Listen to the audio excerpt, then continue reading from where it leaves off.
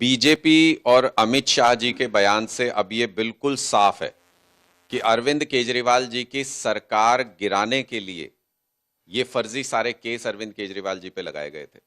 ये एक साजिश थी भारतीय जनता पार्टी की कि दिल्ली में आम आदमी पार्टी की सरकार को, केजरीवाल जी की सरकार को गिरा सके। मैं आज दिल्ली के हालात के बारे में पूछता हूं। आज दिल्ली में जो हाल है, आप यकीन मानिए, किसी से पूछ लीजिए दिल्ली में जाके, लोग केजरीवाल जी की जेल वाली सरकार को याद कर रहे हैं।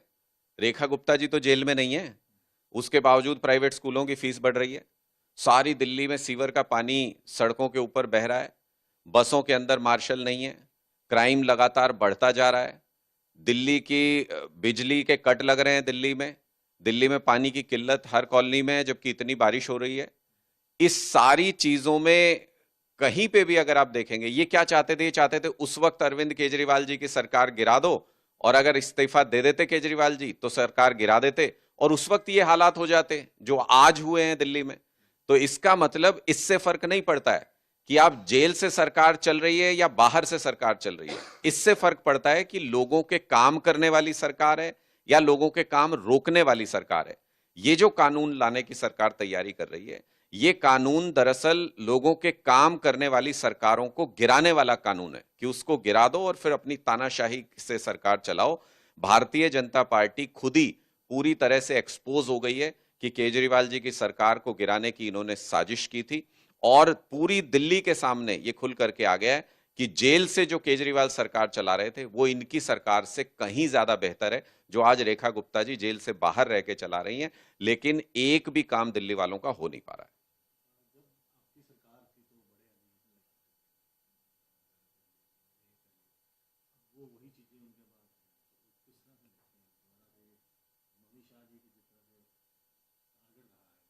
देखिए, अब तो कोई लुका छिपी रही नहीं। केजरीवाल जी के बारे में जो अमित शाह जी ने बोला, अमित शाह जी ने तो यहां तक कह दिया कि अगर केजरीवाल जी इस्तीफा दे देते तो ये कानून नहीं आता।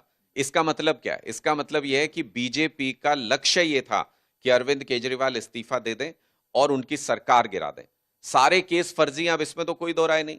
सत्येंद्र जैन जी को इन्होंने 2-2.5 साल तक जेल के अंदर रखा, और अंत में सीबीआई क्या कहती है? सीबीआई क्लोजर रिपोर्ट में कहती है कि कोई सबूत नहीं है हमारे पास इनके खिलाफ।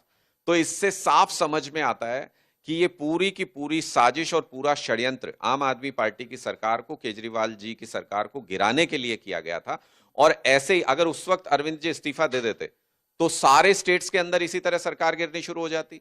वो तो भला हो केजरीवाल जी का कि उनको ये राजनीतिक समझ है कि उन्होंने बीजेपी की साजिश को भांप लिया और उन्होंने इस्तीफा नहीं दिया, तो ये अपनी साजिश को दूसरे राज्यों के अंदर विपक्ष की सरकारों पर लागू नहीं कर पाए। इसलिए आज ये तिलमिलाए हुए हैं पूरी तरह से, और ये काम नहीं कर पा रहे। दिल्ली में तो अब इनकी चुनी हुई सरकार इनको मिल गई है ना, तो अब क्यों नहीं करते हैं काम? दिल्ली के काम चाहे तो कर सकते हैं, लेकिन इनको काम नहीं करना है।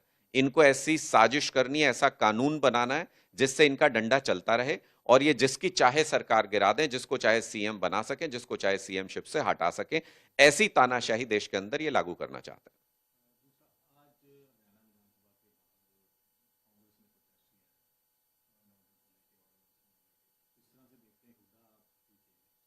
देखिए, मुझे लगता है कि हरियाणा के अंदर जो मनमानी कर रही है भारतीय जनता पार्टी की सरकार, उसका सिर्फ एक कारण है कि कांग्रेस पार्टी उनको मनमानी करने की छूट दे रही है। लोगों ने कांग्रेस को विपक्ष के रूप में हरियाणा में चुना है, लेकिन वो अपनी जिम्मेदारी नहीं निभा रहे हैं।